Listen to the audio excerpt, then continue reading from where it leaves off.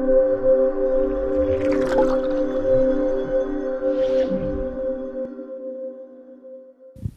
right, everyone, and those watching online as well. We've got different people who've been watching online or who will watch online later.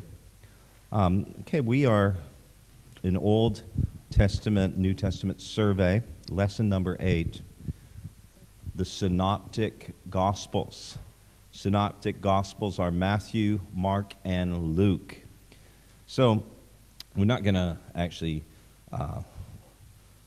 look at the first page. You can just read that on your own. On the second page, just quickly, we'll look at the authors, the books grouped by the authors. Of course, Matthew, one book. Mark, one book. Luke actually wrote the Gospel of Luke and the Acts of the Apostles. And John, we believe, wrote 5 books, right? So Gospel 1, 2, 3, John, and Revelation, James, Jude, and then Paul, and then Peter. So there you go. The 4 Gospels according to Ezekiel. Now, in the first chapter of Ezekiel, remember he had a vision about this particular chariot that had 4 horses, and each of the 4 had a face. One was of a man, and on the right side there was a face of a lion. On the left-hand side had the face of an ox. Each also had the face of an eagle. Now, when you look at the 4 Gospels, and here's a good question: why do we need 4 Gospels? You know, why couldn't we have just had one Gospel and that suffice? Well, it's like, have you ever been a witness to maybe a traffic accident or something, and you know, if you're getting a person's testimony, the report on, okay, what happened? You're a witness, you're an eyewitness, how did you see it? And you know, people fill in different details, don't they?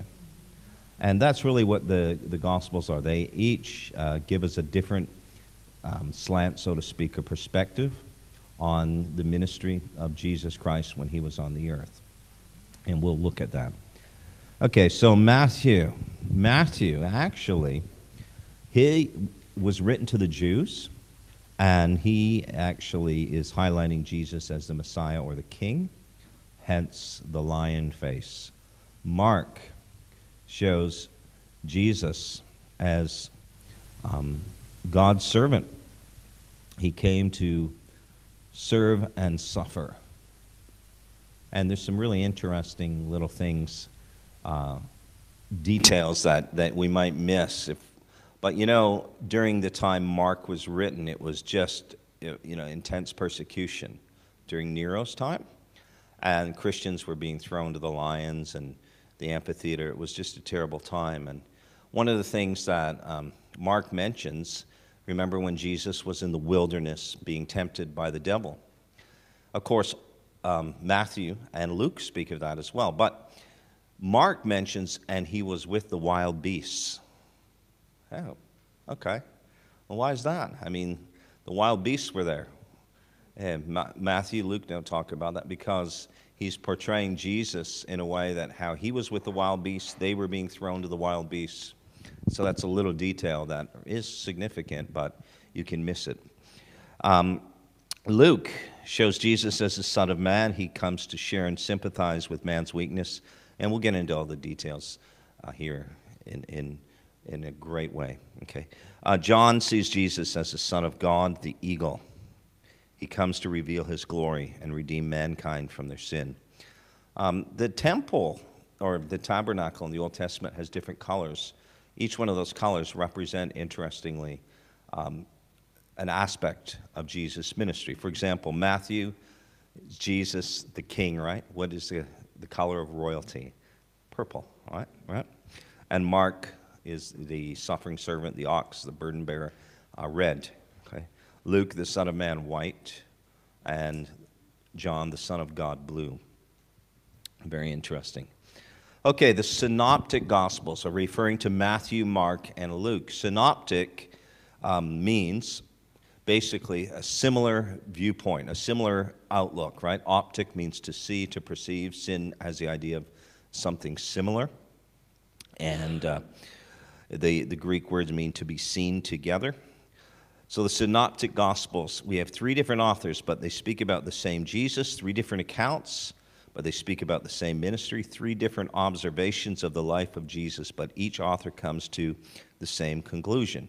Each gospel may differ slightly, but together they are in harmony. Hence, that's why the Lord inspired more than one gospel.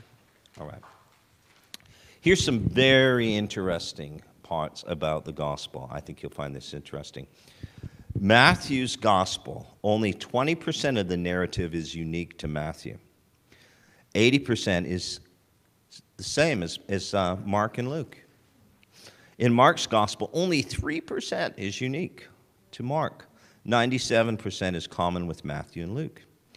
In Luke's gospel, 35% of the narrative is unique to Luke's gospel, and 65% of the content is common with Matthew and Mark.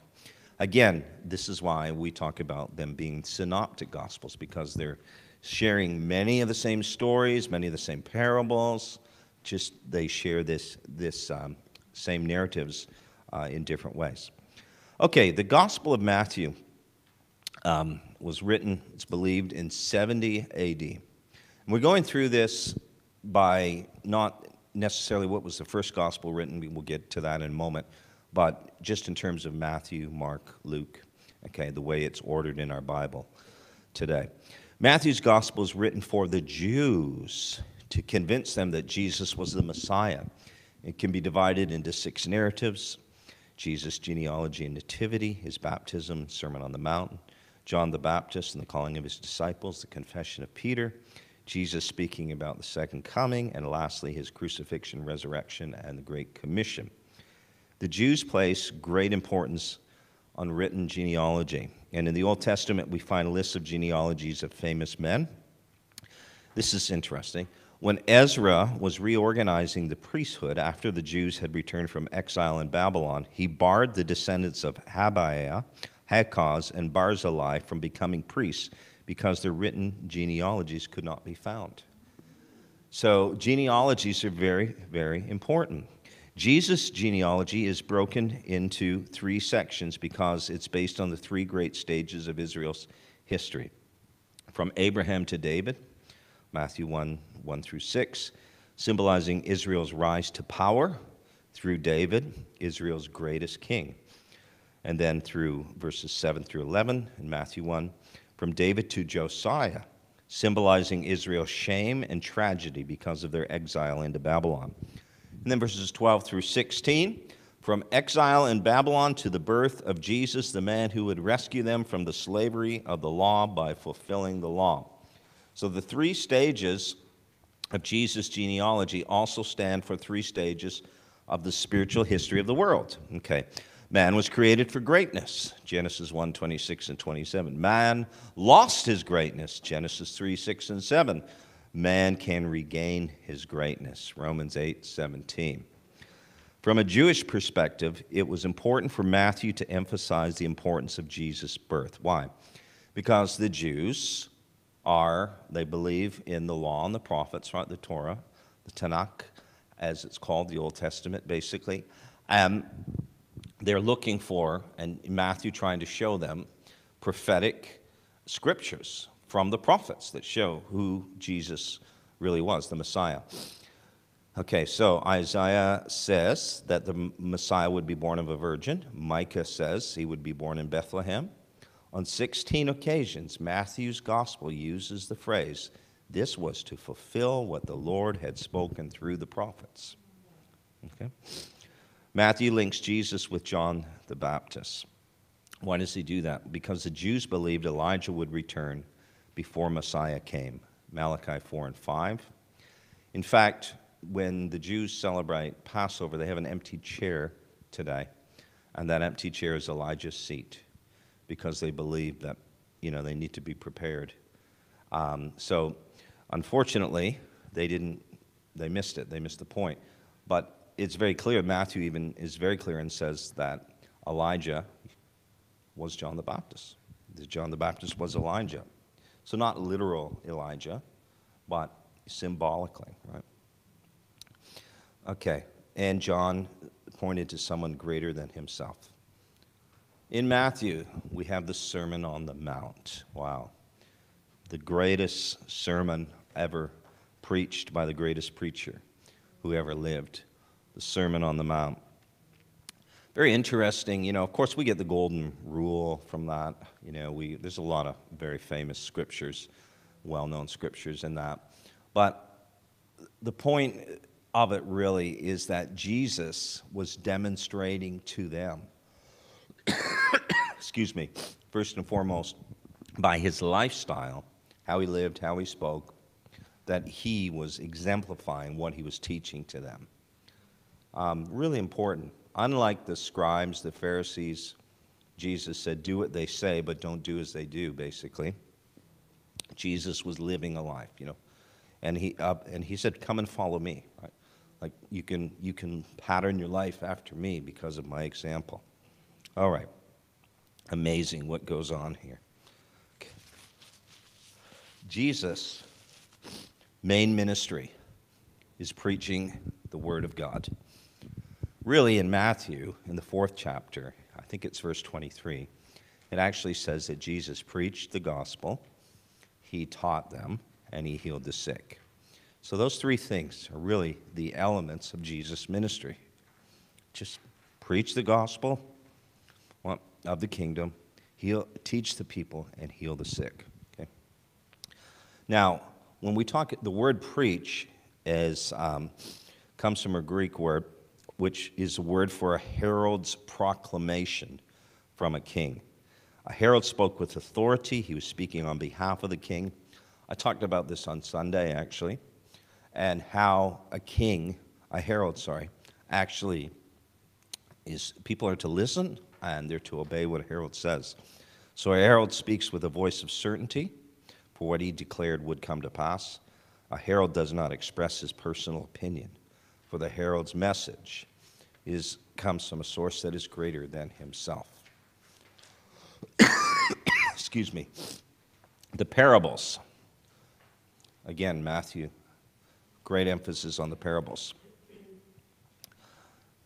They play an important part because the gospel is written for the Jews. Matthew 12, 22 through 24, Jesus performs a messianic miracle when he heals a demon-possessed man who was blind and mute. The Pharisees accuse him of healing the man by the power of Beelzebub, the prince of demons. Jesus tells them the only sign he will give them is the sign of Jonah. Jesus had always taught clearly, but interestingly, after this event, he now begins to teach in parables. Isn't that interesting? It's kind of like, you guys really don't want to know the truth. You ever hear somebody that doesn't want to hear the truth? And so why should I tell you the truth when you don't want to hear the truth? And he actually veils the message. Parables have two purposes, right? To make truth known to those who are seekers, but those who are just curious, casual inquirers, it actually veils the truth from them. So it's very interesting. Jesus speaks in parables. Okay. Mark. Mark was written 5 years prior to Matthew in 65 AD. Theologians agree the gospel was written by John Mark, who was a cousin of Barnabas. John was his Hebrew name, Mark was his Roman name. He accompanied Paul and Barnabas on their first missionary journey. And then on the second missionary journey, Barnabas wanted to bring Mark, but Paul was opposed. That's when the rift took place, the split. They separated and they went on their own ways. And there was, because of the fact that Mark did not finish the journey with them, he left, and Paul really looked at that negatively. Paul was full on, guys. I mean, look, it's like Barnabas, he abandoned us. He didn't finish. He didn't stick with us to the end. He's not going on the next trip. Well, Barnabas is the son of encouragement, right? He's like, "I'll give him another chance, Paul. Come on." And Paul's like, "No way." And it was so strong, Paul was so committed that he wasn't coming, that it actually said, "No, we can't even work together." And we know later on they reconciled, and even Paul reconciled with Mark because he asked, send John Mark, right, to bring his books and his supplies to him. In Timothy, which we saw in 2 Timothy, which was literally Paul is about to be beheaded. He's in prison and he's about to be killed. So at the very end, there was a reconciliation. So we don't know how early that occurred, but it was pretty intense in the beginning, though. Mark's gospel is important for a number of reasons. It's the earliest of the gospels, and it influenced the gospel of Matthew and Luke that were written at a later date. Okay, we know that Mark was very close to Peter. Peter calls him my son Mark in 1 Peter 5:13. So basically, here's the theory, that Mark, when Peter is older, sits down with Peter and takes notes. Tell me everything about Jesus. Tell me what you saw. Tell me what Jesus did. And so he writes this down as a scribe, and then as really just one whom Peter is dictating to. So he's writing this down. So he's getting the first-hand report from Peter himself, who had been with Jesus. So really interesting. Okay, here's an issue with Mark. Some translations, of course, end at verse 8. And then you'll see some of the older translations, for example, the King James and the New King James. And, it'll say, like some of the translations will say, the oldest and most reliable manuscripts do not have verse 9 through, I believe it's 20. Okay? And there's two different theories to that. Okay. There's what's called, should I get this technical? Okay. There's called the Codex Sinaiticus and the Codex Vaticanus.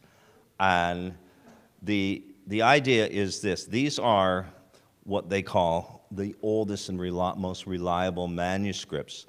Interestingly, the Catholic Church owns them. That's why, hence, Codex Vaticanus. These were found, Dead Sea Scrolls, for example. And they looked at these and they actually said, wow, these manuscripts are older than the ones we have. And when they looked at Mark's gospel, they actually said, oh, the ending is not there. So if you read verse 8, it does seem to be cut off. It's an abrupt ending. So the theory is that either Mark was arrested himself, killed, whatever, he was not able to finish writing it, and therefore someone else finished it for him. That's the theory, okay? Because if you look at the writing style of the latter part of Mark 16, some would say it's very different than the rest of Mark. So what are we saying? Are we saying it's not inspired? No, not saying that. I think, obviously, God who inspired Mark could inspire someone to finish it. But, again, that's just a theory. But I love, one of my favorite verses is in that addendum in Mark 16:20, where it says, they went out everywhere and preached the gospel, and the Lord working with them, confirming the word with signs and wonders. That's one of my favorite verses in the Bible, how they went out and the Lord was working with them. It doesn't say God was working for them or they were working for God. It says they were working with them, together. And their part was they preached. God's part was he did the signs and wonders. So just something that you should know about. If you're interested in that kind of stuff, there's lots of, obviously, things you can read about in terms of textual criticism and different theories on that as well. And I need to say this because someone might call me on this. Just because the manuscripts are older doesn't necessarily mean they're the most reliable. Okay, because there's different theories on this. Most would say, well, because they are older, they're more reliable, but it's not that way. And by the way, you look at how many manuscripts do we have that actually speak of Julius Caesar? I mean, how many manuscripts do we have of the writings of Aristotle, and these guys? Like a handful. How many manuscripts do we have of the New Testament? Hundreds. So we have a lot more. It's very interesting. Okay. So, again, there's some great stuff. I think when you read the Word, you can tell what is God-breathed, right? I mean, somebody could say, well, parts of John chapter 8 were added, and parts of Acts chapter 8, and parts of Mark 16, which, is again the theory. But it's still all really good. And I believe it's inspired of the Lord, whoever wrote it. Okay. The ending, that's what we're talking about there. All right. Let's look at the source of the Synoptic Gospels. There are two theories, okay? Again, remember that most of the content of Matthew, Mark, and Luke are shared, right? So the theory is that Mark was the first gospel, and therefore, as a result, Matthew and Luke borrowed from him. Okay, that's one theory. Another theory is source Q theory, and this is postulated by German theologians, that there's this source that was lost, and someone wrote down all of the stories about Jesus, recorded these stories. Matthew, Mark, and Luke just wrote it down, shared. Okay.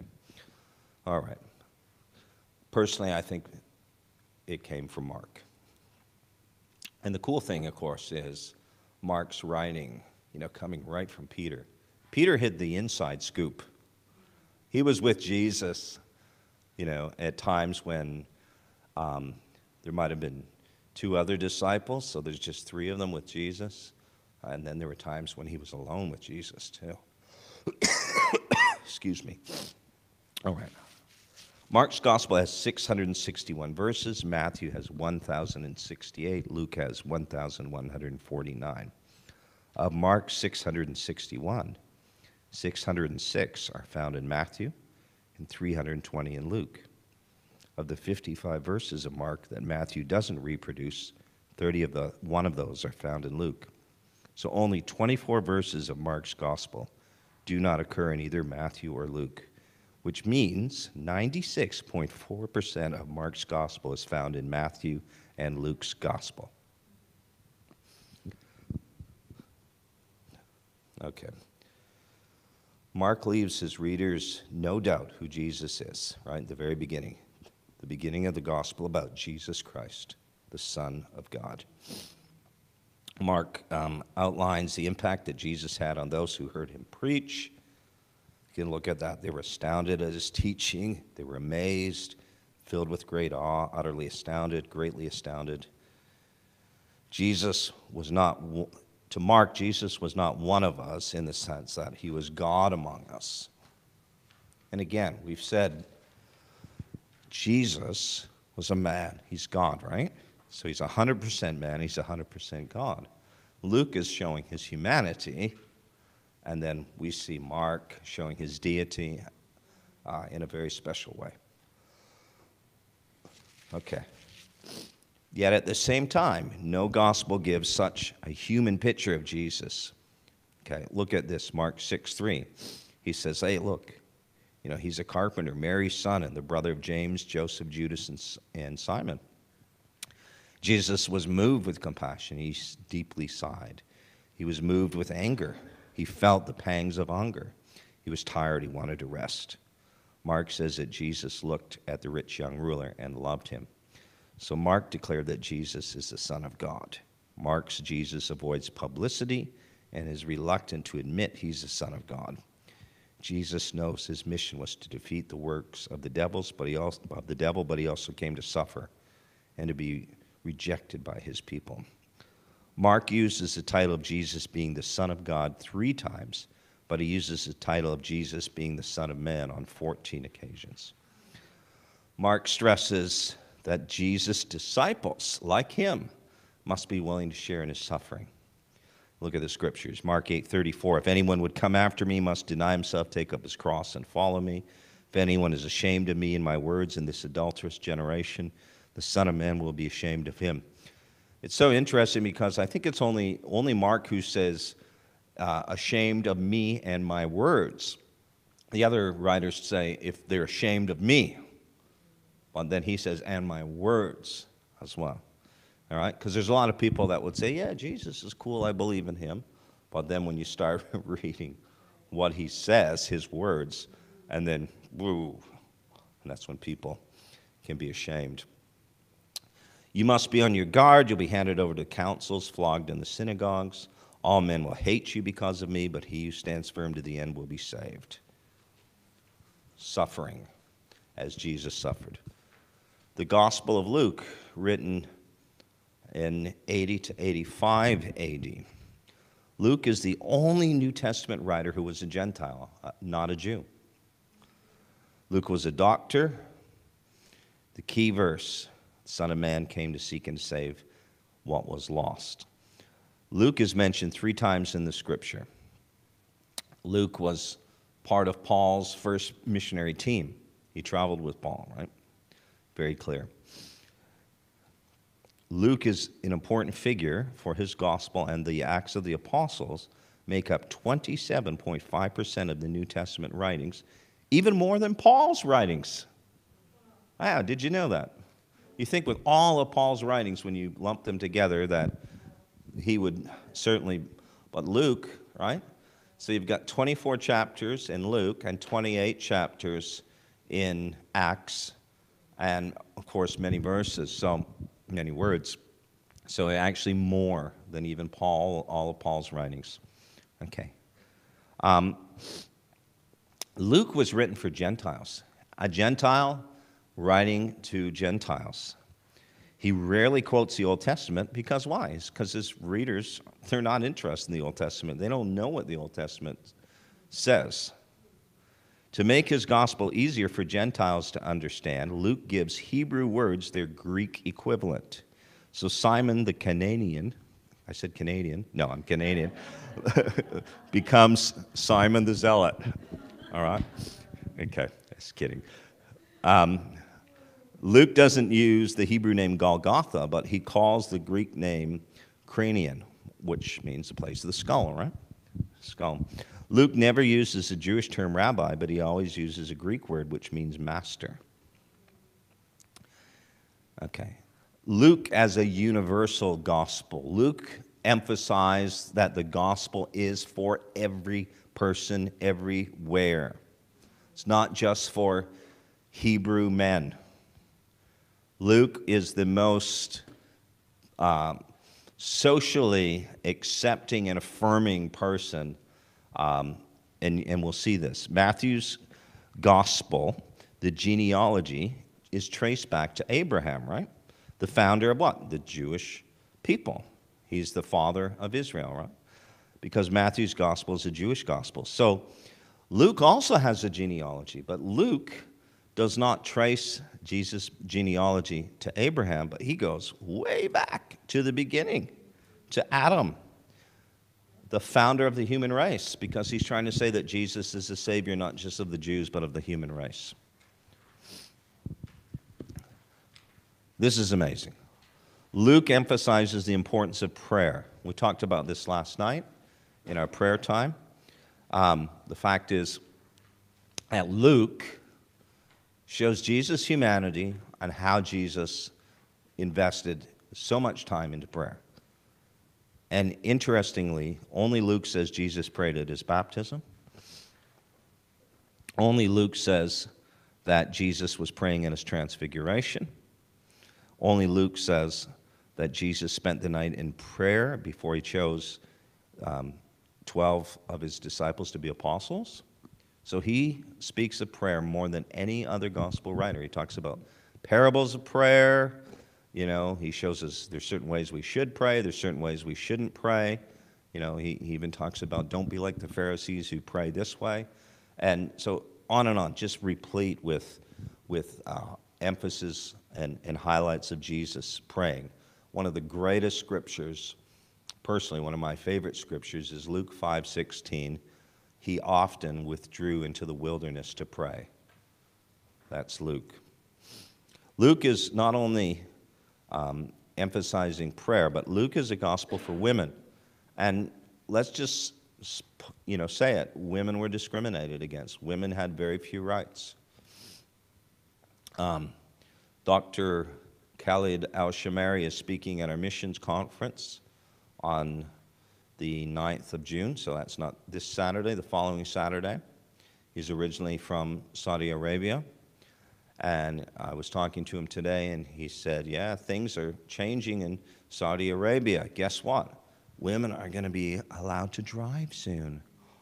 So here we are, thousands of years later, and just now Saudi Arabia is allowing women to drive.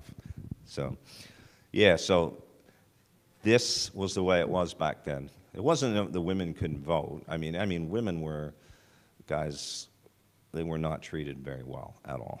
It was, in Pakistan, do you know, if you are a Muslim man, a Muslim man, okay, you have, if you go to court, if you have to testify, they'll listen to you. But in order for a testimony of a Muslim woman to be listened to with equal authority, there has to be 2 Muslim women to 1 Muslim man. Okay? Today in Pakistan. If you are non-Muslim, it takes, I think it's 2 non-Muslim or 3 non-Muslim men to, their testimony is equal to 1 Muslim man. If you're a non-Muslim female woman, then it's like 4 women to 1 Muslim man. So this is kind of the paradigm that, they were living in back then, and it's still happening in parts of our world today. Women were discriminated against. But Luke narrates the birth of Jesus from Mary's point of view. Wow. Luke's gospel, we read of Elizabeth, the mother of John the Baptist. We read of Anna, the prophetess, the widow at Nain, the woman who anointed Jesus' feet. It's Luke who paints a vivid picture of Martha and Mary Magdalene. So basically what he's saying is the gospel is not just for Gentiles, but the gospel's for women too, not just Jewish men, which was really the way it was back then, okay? But it's for women. Praising God occurs more often in Luke than all other Gospels put together. 3 great hymns, you can look at those. Jesus is not a Jewish Messiah, but the Savior of the world. God's kingdom is not closed to the Samaritans. Woo, that's unconventional. God loves the Samaritans, so he shows how Jesus ministered to the Samaritans. Excuse me. Only Luke tells the parable of the Good Samaritan. The leper is a Samaritan. That's bad enough. He was a leper. He was unclean. He couldn't mingle or live with them, but he's actually a Samaritan. The faith of the Roman centurion, another Gentile. Luke says that Elijah was not sent to the Jews, but to the widow of Zarephath, and that it was only Naaman the Syrian who was healed of leprosy. That would make the Jewish people quite angry. But Luke is trying to convince the Gentiles, this gospel is for you. It's not a Jewish religion. Also, Jesus loved the poor. Again, the derelicts, the castaways, those who typically were not affirmed. So the poor. You can look at the scriptures. He shows Jesus as the friend of sinners and outcasts. Right? The sinful woman who anointed Jesus' feet. Zacchaeus. Again, only Luke. The penitent thief, the thief on the cross. Only Luke. The story of the prodigal son, his loving father. Luke. Okay. on and on, that God loves the rebellious. He loves the prodigal. He loves, the tax collectors, the sinners, the thieves. The gospel's for everyone. It's a universal gospel. Luke goes to great length to date the emergence of John the Baptist, and by doing that, he dates the emergence of Jesus. In fact, Luke highlights, is really historically great details. Okay, he says it was the 15th year of the reign of Tiberius Caesar. Pontius Pilate was governor. Herod was the tetrarch of Galilee. Philip was the tetrarch of Iturea and Trachonitis. Licinius was the tetrarch of Abilene. Annas and Caiaphas were high priests. So by all of that information, we know exactly what time frame this happened. So again, these are the synoptic gospels, and they all emphasize a different aspect of Jesus' ministry.